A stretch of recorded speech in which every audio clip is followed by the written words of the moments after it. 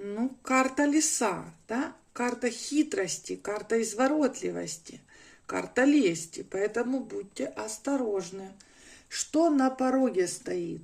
То есть произойдет уже очень-очень-очень скоро. Карта аисты. Опять же, может показывать переезд, перелет, перемены. Но также может показывать создание пары, да, создание семейных отношений.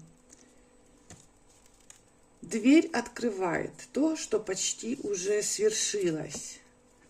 Ну вот, уже почти свершилось, да, вот отношения.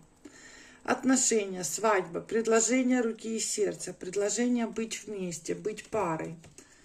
И на порог ступает то, что уже свершилось.